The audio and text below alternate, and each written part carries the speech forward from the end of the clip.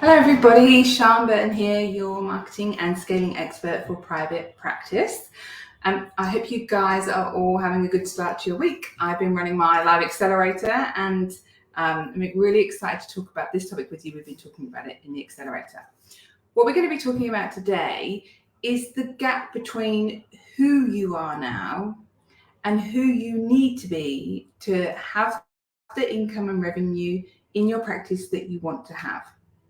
And that seems a very strange thing to say, but you're going to understand by the end of this training why who you are has a huge impact on what you create and what your practice is capable of. So my name's Sian. If you haven't watched one of my videos before, I work exclusively with women in private practice through my program Success Without Sacrifice. And I'm really passionate about this topic and helping women to see that without judgment, we are often the thing that stands in our way of achieving our dreams, but we can also change it, and that's what we're going to talk about today. I am going to give you the opportunity to download a free copy of my incremental upgrade assessment. If you would like a copy, you can comment in the comment below and we will get one to you. If you would like to know about my retreat, which we're going to be covering a lot more of this kind of stuff out, please let me know in the comments or send us a message. We can pop you some information about that too. So let's talk about who you need to become. Now, the most annoying thing I think that has ever been said to me in the time I've been in business was by a coach when I was making about $60,000 in my practice. And she said to me, if you were the kind of person who made $100,000 in your practice, you would be making it by now. And this wasn't said with judgment like, oh, you're not good enough. It was more about me understanding that there was things I needed to step into and grow into and overcome within myself in order to believe that I deserved $100,000 and therefore to have $100,000 in my business. And it was the most infuriating thing ever because I was like, what do you mean? Of course I'm the kind of person who makes $100,000 in my business. Like, why would I not be? I really want to make that money. But when I got to $100,000, I kind of started to see what she meant a little bit.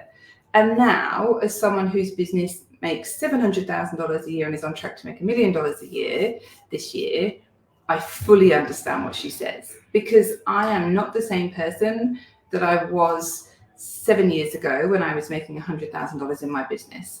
I've grown and evolved and changed, and what I believe about myself is different. What I think I'm capable of is different. What I have learned and developed in my skill set is different.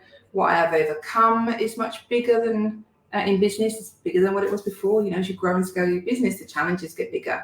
And so I'm not that same person who was desperately trying to get to $100,000 in her business. And I equally know that I'm not the same person now that I will be when my business makes 2 million or 5 million or wherever I take it to, because there's a constant growth and evolution that needs to happen in you as a business owner in order to create growth and evolution in your practice. And if you find yourself stuck at a level, it's almost always because there's growth and evolution that needs to happen that isn't happening.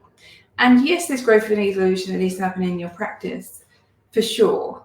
But very often, most of the growth and evolution that needs to happen is up here.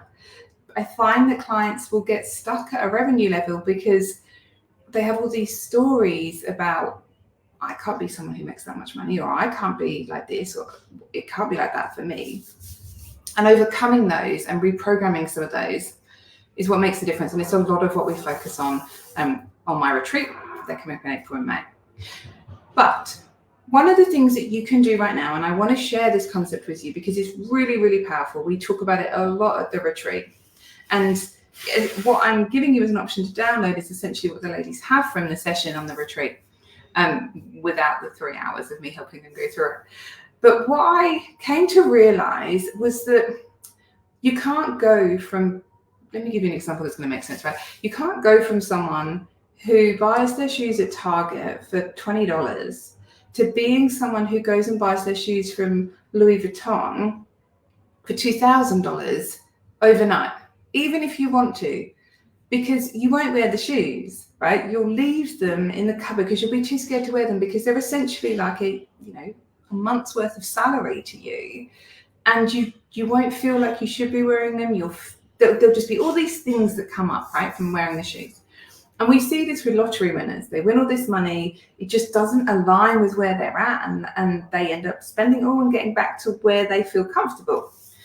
So what you can do, and what I've systematically done over the last few years, is to incrementally upgrade different areas a little bit at a time. So if you go from a $20 pair of shoes to buying a $50 pair of shoes, and then maybe a $100 pair of shoes, and then a $250 pair of shoes, and then $1,000 pair of shoes, the jumps between the two give you time between those price points, gives you time to get used to being someone who has those things.